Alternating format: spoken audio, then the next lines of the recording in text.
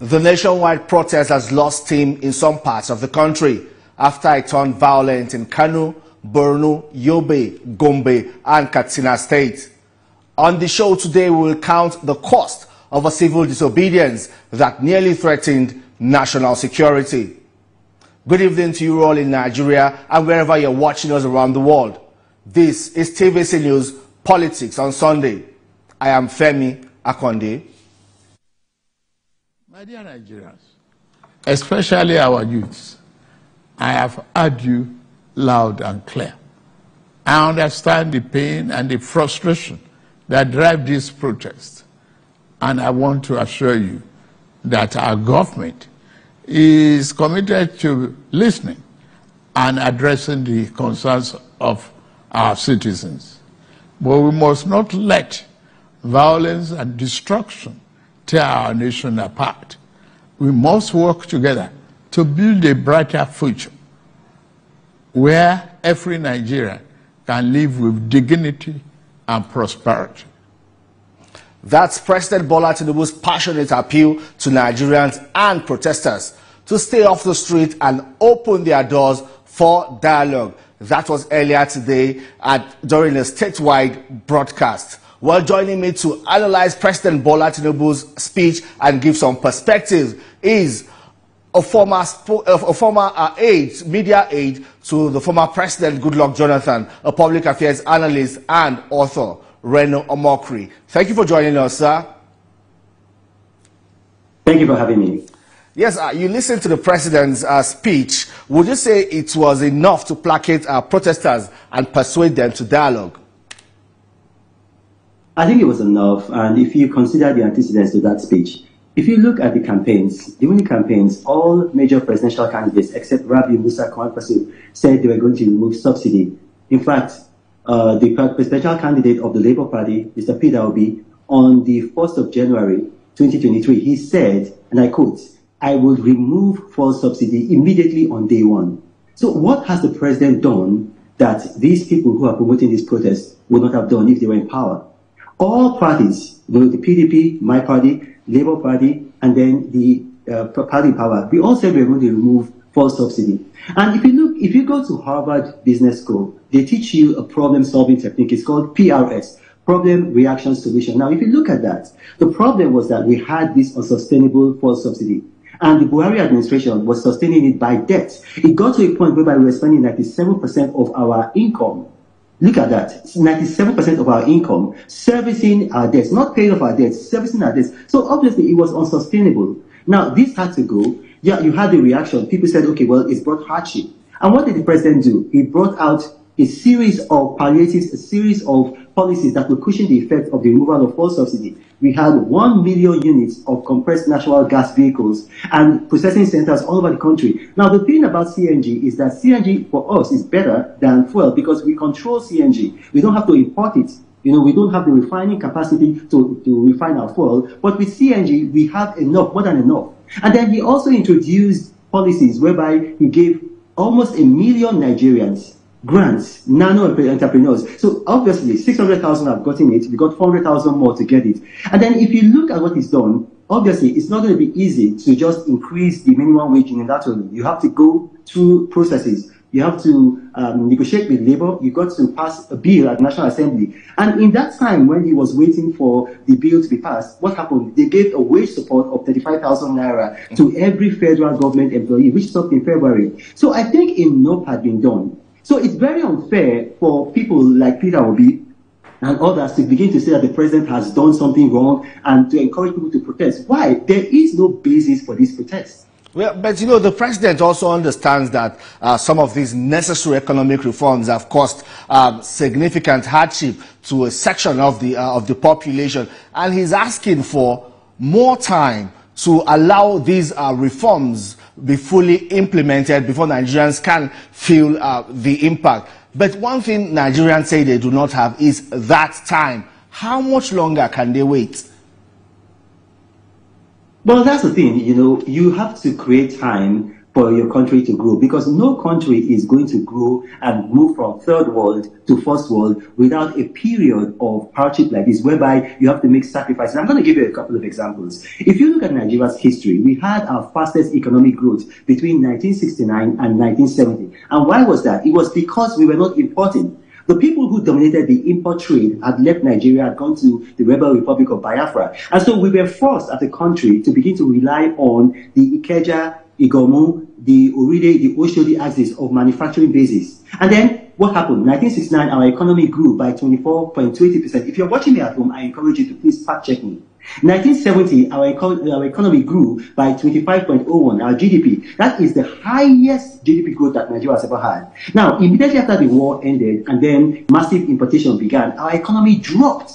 And so we've been going through that cycle. So now, if you look at what's happened now with this president removing fuel subsidy, you saw that for the first quarter of 2024, this year, we had a trade surplus of 6.52 trillion. Now, that means that we are now exporting more than we were importing. So this is the first time that we are having that since that period I just told you about, the Civil War. So what is happening in Nigeria right now is good. We're seeing that, okay, if you look at the stock exchange, for instance, for the first time, Nigeria passed 100,000 all-share index, which is very good. It's never happened before. And if you look at our foreign reserve, even though we have paid off our debts to these foreign companies, especially the foreign airlines, we have a foreign reserve of about $34.5 billion. So obviously, these economic policies, they are working. Now, it's going to take some time for them to trickle down to the masses, but they are working. Well, you know, President Bola Tinubu's broadcast was like a State of the Nation address where he also talked about, you know, the processes where we are, steps being taken to get to that desired destination. But it appears along the line there isn't enough communication. Maybe Nigerians are not hearing enough from the president to be able to give him that, or to be able to show that level of understanding that the government requires. I disagree. I completely disagree. It's not that there's not enough communication. The president has excellent communicators, especially the Minister of Information. First and foremost, we have a Minister of Information right now, unlike Lai Mohammed, that has integrity. So when he speaks, people believe him. And he has been speaking, especially throughout this protest period. You know, he's been very visible. The reason why we have this disconnect is because we have people who are disgruntled from the last presidential elections. And because of that, daily, they are feeding the Nigerian people with propaganda. I just give you an example of Peter Obi, a man who said that on day one, he was going to remove fuel subsidy. And then right now, he's turned around, beginning to encourage Nigerians to protest. 5 days ago, he was in Abia State. While he was in Abia State, he was encouraging Nigerians to protest. But look at what happened. When we had the protest, we had protests in Kano, we had protests in Lagos. Lagos pays above minimum wage. Since February, they've been paying 70,000 naira. They don't owe salaries. Kano pays minimum wage. Kano doesn't owe salaries. Since February, Kano, in addition to the minimum wage, has been paying 20,000 wage support to their workers. How come, if you're saying that this protest is about hardship, how come there was protest in Kano, there were protests in Lagos, but in that Abia, where Peter Obi gave that interview encouraging Nigerians to protest, there was no protest there. Yes, Abia owes workers, I think, as much as 13 months salary, if I'm not mistaken. Abia does not pay those workers even the minimum wage. Right. So they are not paying minimum wage, and they are owing workers. Okay, you know, so you can see that. You know, President Bola Tinubu also said, sorry to cut in, President Bola Tinubu has also said that his government will not stand idly and allow a few with a clear political agenda to tear this nation apart. Now, it does seem the president also suspects there's a political interest driving some of these protests we've seen on the streets. I mean, it's obvious that there's a political interest driving them. Look at Kano. Look at the video. Almajiris, young people in Kano, carrying and waving Russian flags. Where would an Almajiri get a Russian flag? Obviously, someone in the background has given them a Russian flag. An Almajiri, in fact, an Almajiri does not even know who President Vladimir Putin is, but they were carrying pictures of President Vladimir Putin. So do you suspect external interference? Do you suspect external interference? I think that it is people in Nigeria who are disgruntled and unhappy from the 2023 election. One thing that we get that was very good, in the interview that Peter Obi gave, I think 2 days ago, when he was speaking to the press, he said, President Tinubu is the man we elected he has the people's mandate. I think it was a Freudian slip on his part, because that's the first time that he's admitted that President Tinubu was democratically elected. This is a man who has been saying, and his own supporters have also been going around with this conspiracy theory, saying that he was the real winner of the election and he lost the election because it was stolen from him. Finally, from his own mouth, he said that President Tinubu was validly elected. But another thing I want to say here, a lot of people, I think about something like 17, I may be wrong, I may be off by 1 or 2 numbers, 17 people died during this protest. Immediately it was announced that 17 people died. Peter Obi came out and gave a condolence. But what happened? 6 days ago in Imo State, 4 policemen were killed by unknown gunmen. The next day, on Monday, Simon Ekpa of IPOB claimed responsibility for the killing for IPOB. Till today, Peter Obi has not condemned IPOB and has not given condolences of those policemen killed in Imo. Now, yesterday, 7 traditional rulers were killed in Imo. Peter Obi has not said anything. So you have this region, the Southeast region, experiencing severe killings, experiencing a turmoil. Peter Obi never speaks about it. But if anything happens in Kano, in Lagos, in Ibadan, Peter Obi will be the first person to rush and speak. Look at what he did in Landmark when Lagos lawfully demolished the Landmark Beach Resort. He came out, attacked Lagos, talked about ethnic baiting. But when there were demolitions of 1,700 homes in Anambra State, he kept short. So people like Peter Obi and others around him are the ones fueling this disconnect.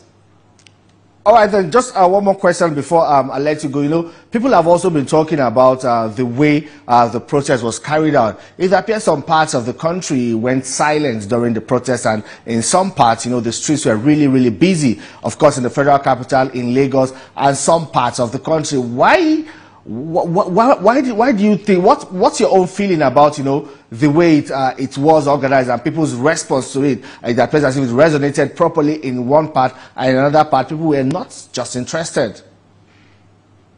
Let me tell you this, it was all planned. None of the promoters and organizers of this protest were from northern Nigeria, were Arewa, not one. All of the promoters were either from southern Nigeria or the Middle Belt, all of them. And then the last major promotion for this protest was done in Abia State, like I told you, 5 days ago, when Peter Obi stood shoulder to shoulder with the governor of Abia State, Alex Odi, and was encouraging people to protest. Yet, there were no protests in that state, Abia State. There were no protests in Peter Obi's state, Anambra State. Now, here's the thing. This is a man who was caught on camera, who was caught on audio. The audio was leaked. He was promising to wage religious war. Now, if a man like that, who is so sectional and biased, coming out and then promoting a protest, and yet in his own catchment area, this protest did not happen, but in other places it happened, it means that this man was gaslighting the country, trying to bring about division. Like I told you, it all goes back to people who were disgruntled from the 2023 presidential elections. All right, then. It's all politics. That's what you say. Well, thank you so much, Arena Omokri, for your time on the program. I will take a quick commercial break. When we return, we'll continue our conversation in the studio. Don't go away. Welcome back to the program, everyone. We're still talking about President Bola Tinubu's response to the nationwide protests and how the protesters are responding to the president's message. I have live in the studio the special assistant to President Bola Tinubu on public affairs, Aliu Audu. Welcome to the program, sir. Thank you for having me. Good evening. Yes, what's the central message in President Bola Tinubu's statewide broadcast in appealing to protesters? I think it was basically to acknowledge their fundamental right to protest, peacefully. Then he acknowledged the young protesters and their desire for a better and a more progressive country where their hopes, aspirations, and their dreams can be fulfilled. Basically commiserated. He expressed profound sadness over loss of lives and properties. They commiserated with the families of those that have died. Then asked for immediate cessation of violence and destructions of properties. It's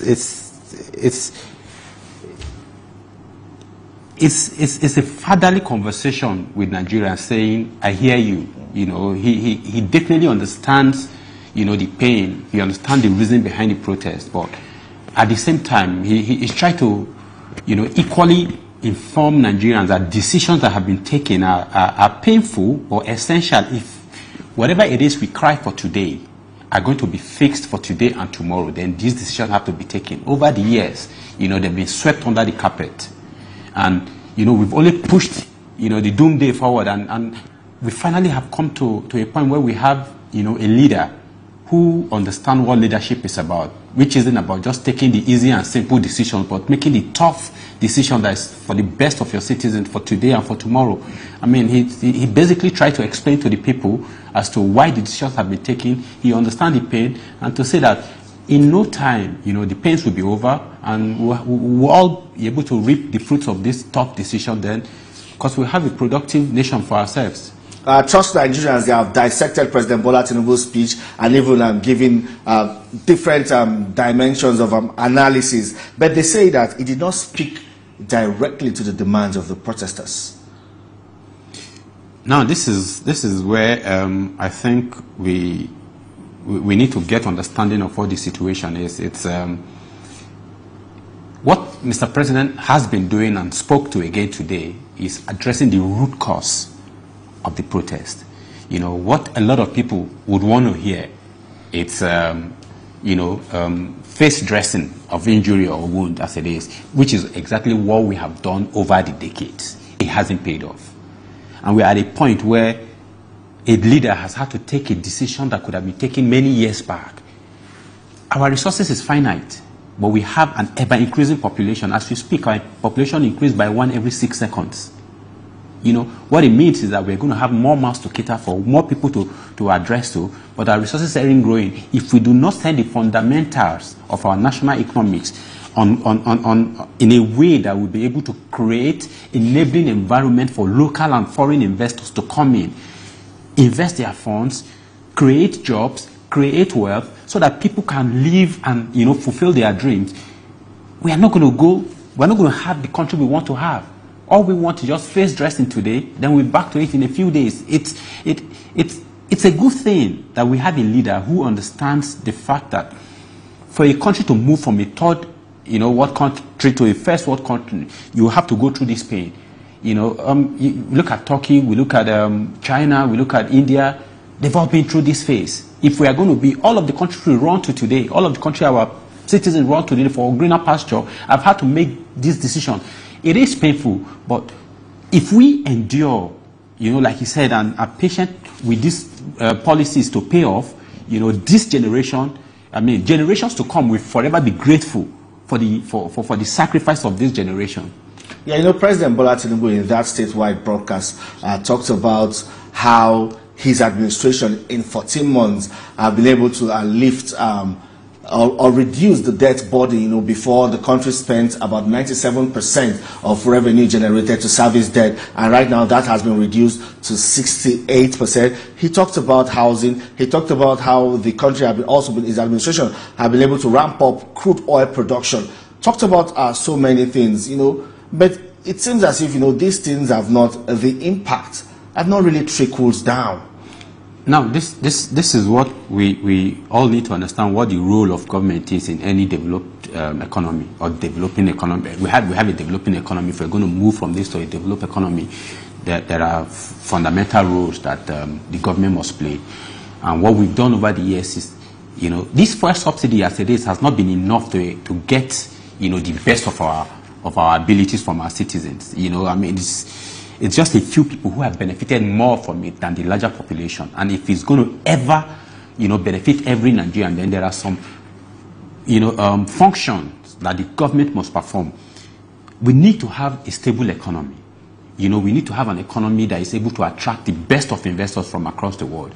Let them know that when they come in and they invest their money and they create jobs and create wealth, they'll be able to go away with their profits. Over $5 billion that we owe to these foreign investors over the years have been paid off in the last 13 months. We have, for the first time, trade surplus over 6.5 trillion. Then he talked about our national revenue growing. This first half, we already have about 9.1 trillion, which means, we're not going to have so much deficit in terms of our budget funding. Now, what does the government do to ensure, provide the environment for Nigerians to be able to actualize their dream? Infrastructure. Lagos, Calabar Coastal Highway, the Sokoto-Badagry Expressway.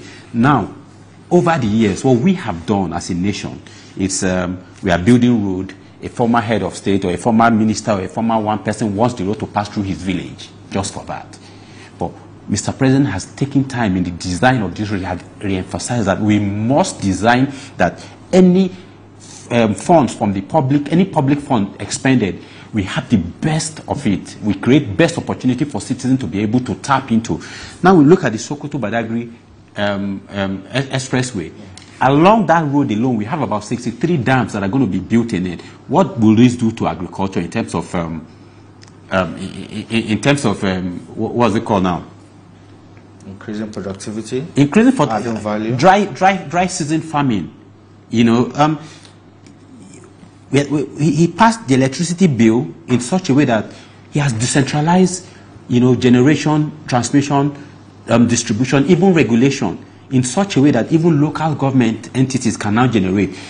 When you have 63 dams, that gives opportunity to private sectors at different points to be able to generate however small, however big they can generate, and distribute within their community and move these people from the national grid. You know, we are going to have to understand that jobs just don't come if the government does not have an enabling environment where people who will put their funds into creating these jobs will come in. To do this, we can't have a company, a sector like the oil and gas sector that is not going to be competitive. Nobody's going to come in and invest in it. Since the last one, within the last 1 year, after the change with his presidential orders on the PIA, we've witnessed some sort of, you know, investment in that sector alone. We are tapping more from gas now. We see 3 gas stations, you know, being set up in Delta and Imo. I mean, there's been improvement in our energy production because the gas supplies, the debt owed in the energy sector that's been owed for how 1.3 trillion. He has scheduled on how those things should be paid. The initial $130 million has been paid from the $1.3 billion owed to them. And he has said the royalties and revenue from all of these things will be used to pay. He has structured how these debts are going to be paid. And the only way this happens is because we are going to have a competitive environment, and for this to be functional, jobs will be created, and you know the spending capacity of individuals of Nigeria will be raised. He's come up with the consumer credit scheme with about 200 billion naira. What this hope to address is, over the years you've had to spend, you know, pay 100% for houses, 100% for cars, 100% for essential goods. In developed countries that we run to, it is not so. They have credit system, you know. He's brought this in such a way that consumers' strength, you know, spending power can be increased with this credit facility.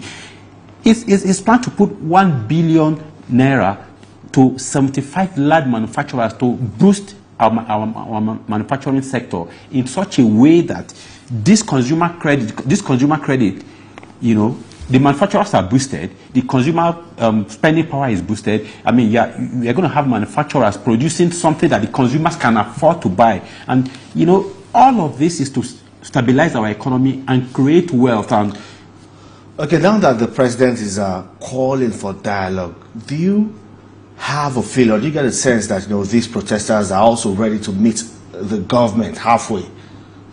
It's the very essence of activities like protest, even war, you know, is to invite the warring parties to table for dialogue. They are never, you know, the end. They are never the solution in itself. War is never a solution in itself. Protest should never be a solution in itself.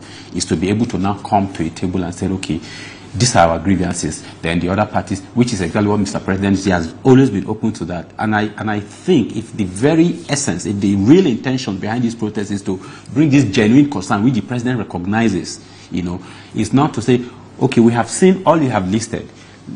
I mean, we expect that they go through it, you know, and say, this way we think some of these things you have listed should be done so that we can feel better about it. He has had to change policies in the past. He has shown that if he has, if you present a superior argument, he will listen. He's a listening president.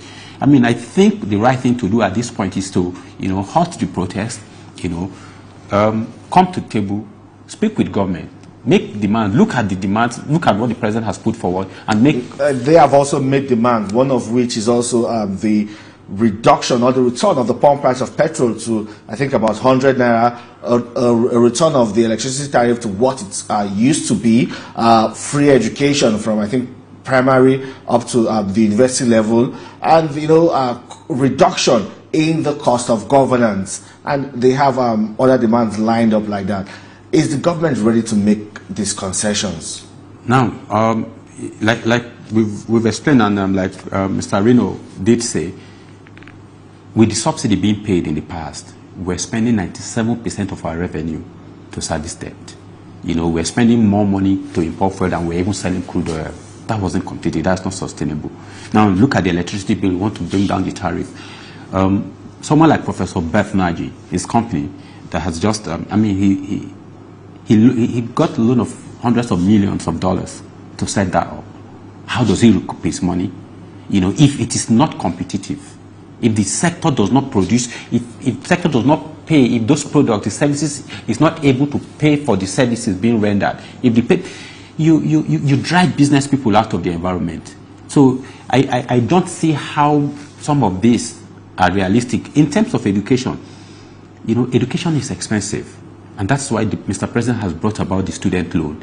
Right now, about 45.6 billion have been prepared to be spent on students and various institutions. It's not just to pay for their tuition, but for their upkeep, for the period they are in school for. All of this, while we cannot afford free education, but we must ensure that every citizen of this country who is desirous of being educated to the highest level get the support he needs from government. That is what developed countries do. And that is exactly what we go to America, we hear about student loan, we hear about education loan. That's exactly what is replicated. The only way we get to that stage where they become so, attractive that we run there is because they have had to put this system in place. This is exactly what we are trying to build. But there's going to be a gestation period for all of this to come to life. Which is why, as a generation that have to bear this brunt, we should look at not just today, but tomorrow equally, and ensure that our action today align with our desire for tomorrow. Okay, even the removal of fuel subsidy also put more money in the pockets of governors. Do you feel, maybe your personal view now, do you feel that President Bola Tinubu is being unfairly criticized and attention is not placed on the governors for citizens are not holding them accountable, and everyone is pointing fingers at the president, of course, because the buck stops at his table. But he has also been able to decentralize the distribution of resources to the state, and very soon directly from the federal government to the local government. Do you feel the president is being unfairly criticized and then the governors are getting a breather? I wouldn't say the president is being unfairly criticized, but I think it's as a result of the kind of system we have run over the years, where everything has been centered at everything has been done from the center. Since the collapse of the regional system, when we started operating the unitary system, it's been, federal government doing everything. But when we look back at the days when we used to have the local government development education authority, local government, in agriculture, local government in construction, and what I would say is that the distrust that has existed between the people, it's quite unfortunate that, it's happening with a president like President Bola Tinubu, because he has a track record that shows that he has always been for decentralization of responsibilities and power. When he was governor in Lagos, how he created more local governments, in a bid to take governance closer to the people. And that's the fastest way to ensure development. The Supreme Court judgment that he just got recently, which he talked about the local government financial autonomy, speaks to the fact that if the state government, the federal government, and the local government are doing what they should do consecutively, simultaneously, the speed of development will be increased. This is all. We can be very emotional about the current state of things, but when we look at this action and we look at it, logically, then we realize that, okay, this man has to have, the sincere interest to ensure, growth and development that will, create an environment for Nigerians to be able to, harness their potential and live, a fulfilling life. Then you understand that he has not just only given the last 8 months 570 billion naira to state governors to alleviate this pressure, from these policies. Look at how the federal allocations is shared. Then you realize that the federal government has probably just about less than 40% of it. The remaining almost 60% goes to the state and the local government. I mean, if we get to a stage where we get to hold our local government accountable, hold our states accountable, then find out what they actually do with the funds that get to them, then we'll be able to now look at how to pay less attention to the center and, you know, pay more attention to the governance, to those managing governance that are closest to us at the grassroots. All right, then, Aliu Audu, Special Assistant to President Bola Tinubu on Media and Public Affairs. Thank you for your time on the program. We'll take a quick break. When we return, the National Chairman of the Social Democratic Party will join me to give some perspective to our conversation. Don't go away. Thank you for joining us. The National Chairman of the Social Democratic Party, Shehu Gaban, joins me live in the studio. Welcome to the program, sir. Great pleasure for me. Thank you.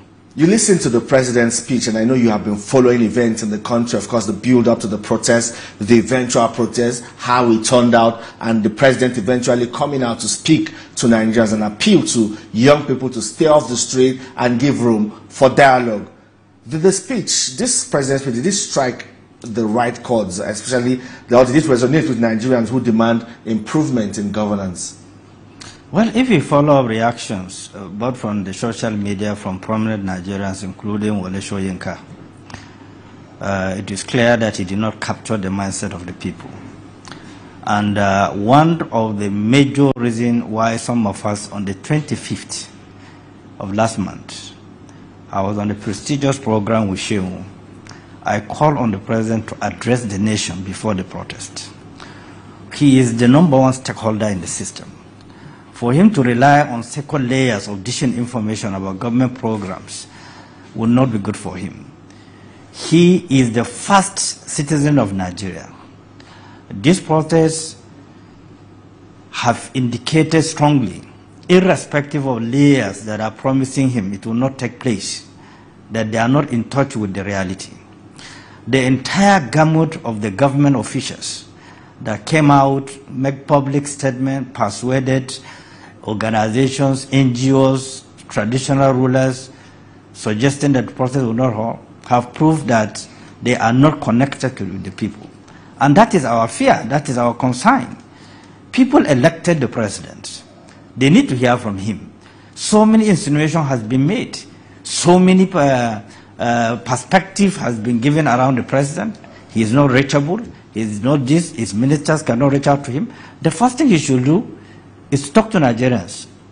I have access to all that is going on. I have access, or I've given access to all the stakeholders to talk to me. But the president has always said that, you know, he understands the challenges. He feels the hardship Nigerians are going through as a result of unnecessary economic reforms. That conversation has always been on. You know, the president understood what was going on before. After he took over office, on that first day, 29th of May, the president misunderstood the system by removing that subsidy. That subsidy is a source of truncating the entire process. It's a source of discommunication. But everyone says it was necessary, even those that it wasn't necessary. This is not the first time we are removing subsidy in Nigeria. He's not the first president to remove subsidy. When the economy is biting extremely very bad, the purchasing power of Nigerians is very low. People cannot afford to feed themselves, take care of their children's school fees. As I'm talking to you, all schools have increased school fees. How will the parent cope with it? And now, if you are going to remove subsidy, you don't need to remove it to that percentage. Remove it to a small percentage and feel the pulse of the people. How are they managing it? It should be a gradual. Nobody said don't remove it. We understand that he inherited a collapsed system.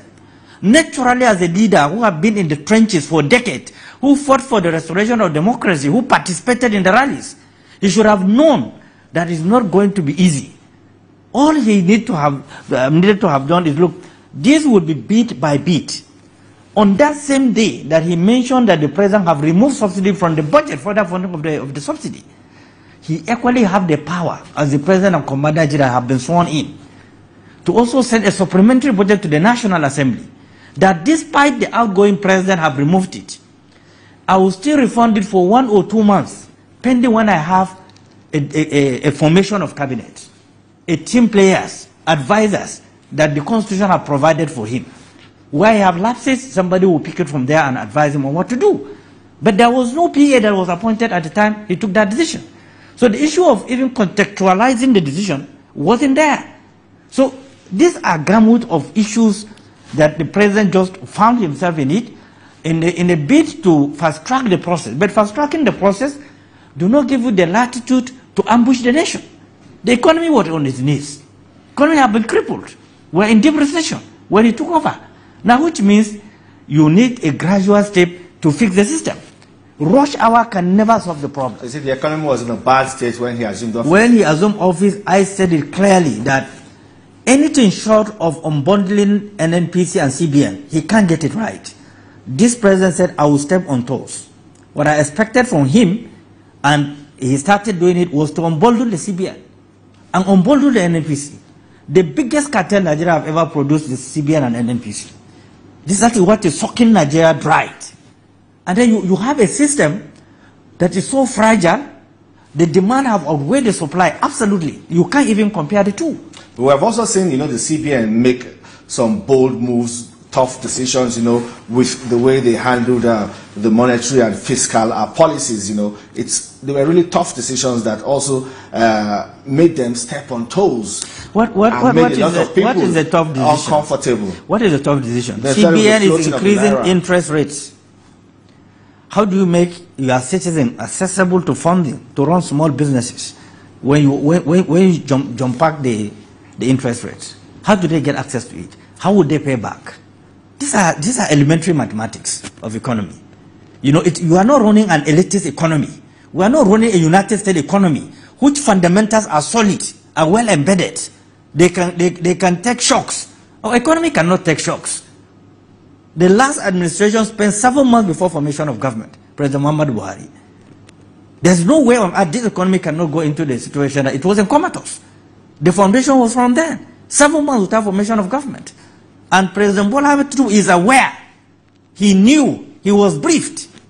Now, since you have component of various sectors of advisors and then handing over notes, what led us to where we are?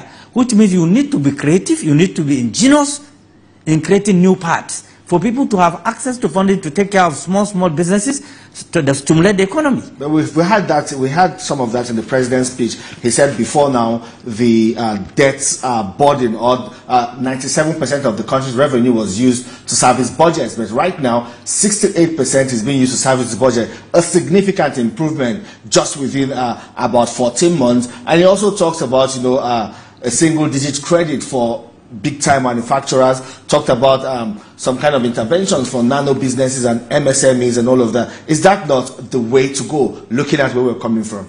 Femi, if you look at the environment, banding statistics is the one that is compounding the problem. You cannot keep on bounding figures that people are imagining whether they are real or not. And they have no access to buy 10 naira bread. You cannot explain that to people in your community. So you are running an elitist system, you are binding figures. Even if the figures are correct, how did you see, where are they on the ground? How do you run an economy based on figures? Well, they say it will take time, a little more time. Naturally. So which means what you need to do, since you admitted that it's going to take time, is to bring policies that have direct impact on the citizens immediately. First, we are in the rainy season. We are in the farming season. Which means that what the government need to have done that was to have doubled their effort in providing fertilizer for the farmers. They would have procured tractors in advance before the farming season. We have seen some of those announcements being made that fertilizers are being disbursed to farmers. We're also seeing interventions like, Femi, at where I am a farmer, 2 weeks, last month ago. You are a big farmer. No. To the small farmers. I'm telling you, the small farmers, a bag of fertilizer is 50,000. I bought it. A bag of fertilizer is 50,000. Tell me how many farmers in the village can buy a bag of fertilizer? Are we realistic? Are we honest with ourselves? Now, what I expect the president to do, directing the Minister of Agriculture, during additional, the president of African Development Bank, people get fertilizer through text message. Why don't they look into that formula that simplifies access fertilizer to farmers? You can't get it now. How many states have made this fertilizer available that people can get access to it? I bought it in the black market. It is my wish at my level that I can get access to it. Now, if you look at the farming season as I'm talking to you, the time of applying fertilizer in the farm is almost gone. Most of the seeds have outgrown fertilizer. The ones that have not outgrown have gone bad. Because there's a time to apply fertilizer on maize, there's a time to apply fertilizer on rice. If you do not apply within that period, it will shrink up. So if you are distributing fertilizer now, or you are trying to procure fertilizer now, not for this farming season, maybe for off-season farming, irrigation, which is more costlier. Now, for people who are into irrigation, to pump water into their farm, they need to buy fuel, put it into the machine. And how much fuel can they buy? What is the liter of fuel today? So these are realities that I expect President, who is quite deep and knowledgeable about some of these things, being a governor for 8 years, to have assembled the best brains that can help him. Some of these people that were telling him, don't listen to him, have they saved him from the protest? Have they? And let me give you a typical example. Look at what happened in Kano. It wasn't just political. Kano have issues that was artificially built up for the kingship. Yeah, the unresolved so kingship. that is embedded already in Kano State. Now, coupled with this issue, there's no way it cannot be hijacked by bad elements. The security agencies have that intelligence, which means there would have been more deployment in Kano to secure Kano because of already ongoing crisis in Kano State. Now, some people also blame the governor for what happened in Kano. They say, he played to the gallery when he received protesters and told them that he was the only one who received protesters? Going to join them in the protest. Is he the only one who received protesters? Is he the only one? Well, maybe knowing the situation, prevailing situation in his state. That is the only way he can reduce the tension. Kano is not a small state. It's one of the most densely populated states. Have all variety of characters in Kano states. So Kano, Lagos must be treated differently when you are dealing with national issues or national crisis. Kano, Lagos, Oyo, Port Harcourt, these are specific states in Nigeria that are boiling points in terms of crisis. So even if when you are doing deployment, you look at the peculiarities of those states and how you will handle the situation. And for the fact that there's an ongoing political crisis in Kano, and they pointed at the federal government for interfering in the state affairs publicly. Even though the deputy governor had to take that back and apologize. Konko so recently said that the federal government get itself involved in the internal affairs of the states. But he wasn't able to substantiate that. What do you mean by substantiation? Why will the judiciary interfere in internal affairs of the states? That's the why will you take powers of the state assembly to legislate? Where did you get that power from? Why were the members of the state assembly? Can you stop national assembly from legislating? Why are we getting crazy about issues? Why don't we allow normal things to function? And what is the interest there? Was it the first time that Emir is being dethroned in Kano State? Is it the first time in our history? Is it the first time in Kano? Is this the first time that was Sultan not dethroned before? Why are we behaving as if we are experimenting some of these things? Our security agencies are well experienced, are well knowledgeable about these issues, and they know how to navigate it. But the moment there's a political interference in some of these sensitive issues, we will pay for it whether we like it or not. Okay, let's talk about, you just mentioned security now, the way they handled the protest. We have seen some criticism from organizations like even Amnesty International, even though the police have come out to set the record straight. But from your own point of view, how would you say they were able to manage these protests, these nationwide protests? I think to a large extent, based on what we saw in some states, the security agencies in some states did excellently well. I saw one that is so touching. When the protesters approached the police and talked to them, the police just turned and lit them. That is civility. That is patriotism. And that is protecting the citizens to air their views. And it was done peacefully. In some areas that we saw, like Gombe, they were holding leaves. Suddenly there was tear gassing. That led to the rampage. The same thing in Bauchi, tear gassing that led to the rampage. So it depends on the states. In most of the area, you see the military people behave very well. They melted into the system. They were very quiet, they were very gentle, they were very soft in handling the situation. That's why there was no incidents of having fracas with the military and so on and so forth. But by and large, The security agencies behave very well, despite incidences that have happened. I'm sure they will learn from it. They will understand that all of us are Nigerians. We are fighting for the collectiveness of all of us. We are fighting for the goodness of Nigerians. There is no market for uniform persons. There is no hospital for uniform persons. We all go to the same market, we go to the same hospital, we go to the same, we face same school issues. So when we are saying that government should find a way to accommodate these very sensitive feelings, we are saying it with all sense of patriotism. It has nothing to do with opposition. We did not come out as an opposition party, ask all our members to come out and protest.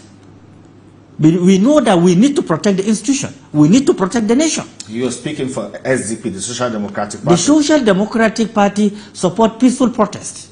We said it. Devoid of any act of violence. But some people are also saying that, some politicians or people with political interest are also responsible for inciting some of these protests, especially where it's turned violent. Well, what I expected the security agencies to do, I saw the alarm raised by DSS, which is correct, is their field, to come up with some facts. I saw the police, the army, and so on and so forth.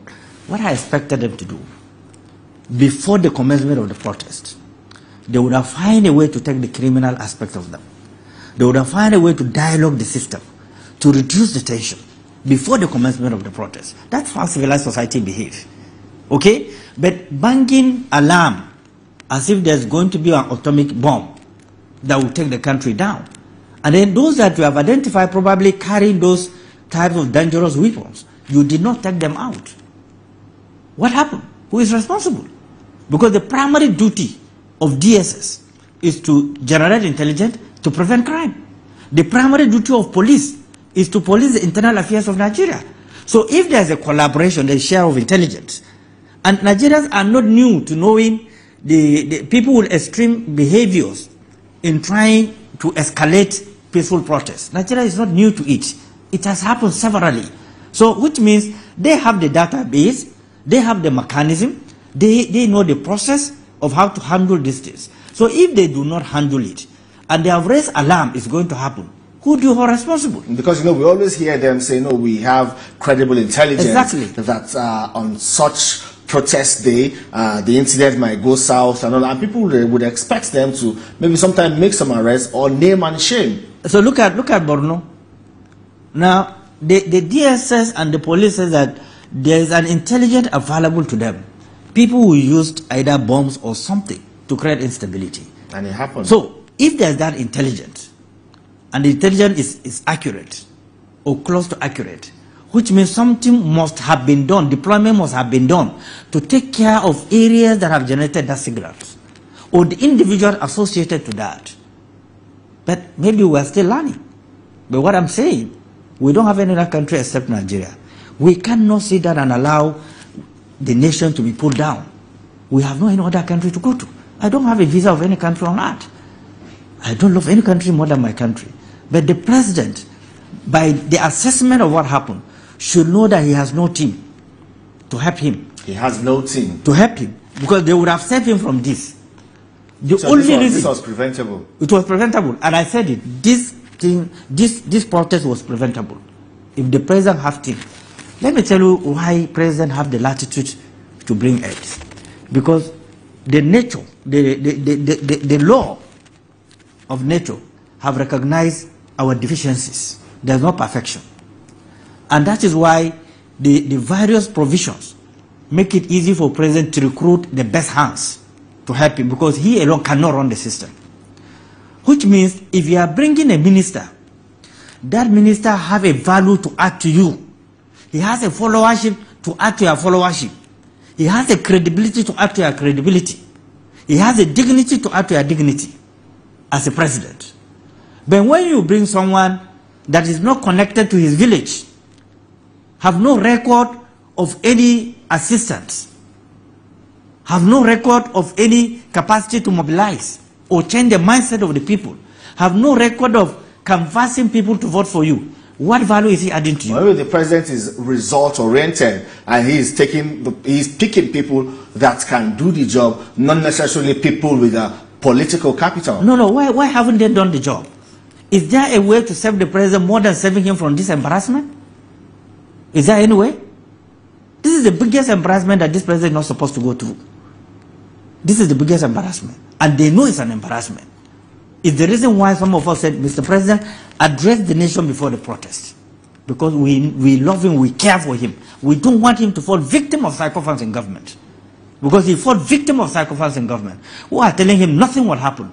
Nigeria of last year is not Nigeria of today. The poverty level, the infiltration, the propaganda have gone beyond what you can do. Our airspace is very porous. The social media have hijacked the system. What are you doing to hijack the social media space? Okay, now that the president has addressed the nation, will it save the day? Well, because, you know, he addressed the nation without touching the nerves. What I expected the president to dust the tension immediately was to say, look, because he mentioned it, this is the highlight, the summary of everything that the president has said, including the subsidy that he agrees that is the source of this problem. What does the president got to lose if you say, look, okay, I'm dropping a percentage of this subsidy, which will automatically adjust the cost of pump price in every filling station, automatically. And people will feel relieved. And then you initiate process immediately to engage the system.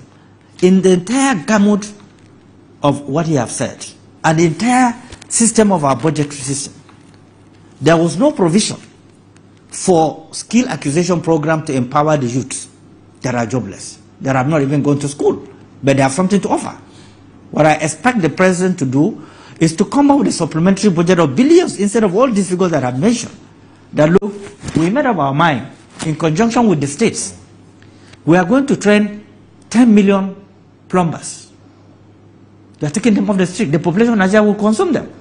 We are rating ourselves between 200, 210, 220, 250 million population.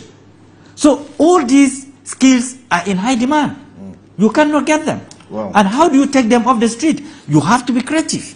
You have to create budget to train them and give them tools to operate. Yeah, it's a good thing now that the president says he's ready to dialogue. He has invited the protesters to open up for dialogue, and we're hoping that, you know, that dialogue happens and some of these demands are also put before the president. Yes, let me tell you, the president can dialogue when he recognizes that he doesn't have a team that connects with the people. The political parties that have structures up to the polling unit, has he sat down with them and discussed with them? How can you help? Is our nation, is our country? Did he thought of that? Did his advisor thought of that? Is there any structure that is up to the polling unit more than political parties? Can he be a president without the political parties? Can he be a president without signature of the chairman and the secretary? Can he do that? What stopped them from mopping the political base? Look, gentlemen, it's our country. What can we do? Let's share ideas. How do we solve the problem? But they see us as a liability, that we are even sponsoring it. What is our benefit for sponsoring? Well, Mr. President actually listens, and some people have even alluded to that he listens. I give him the benefit of listening ears. All right. And I mentioned it in this program. Few occasions happen, including electricity tariff, thank you. and so on and so on. But he should do more. We're out of time. Because electricity tariff have not been removed. Yeah, we're out of time and we need to go. It's a conversation. Please, it has not been removed. Let us get it clear. Continue. All right, well, that's all on the program today. There you have it, the national chairman of the Social Democratic Party, Mr. Shehu Gabam, or Alhaji Shehu Gabam. That's all on the program today. You can see this episode again on TVC News YouTube page. Do not forget to subscribe, like, and share. Thank you for watching. I am Femi Akonde. See you next time.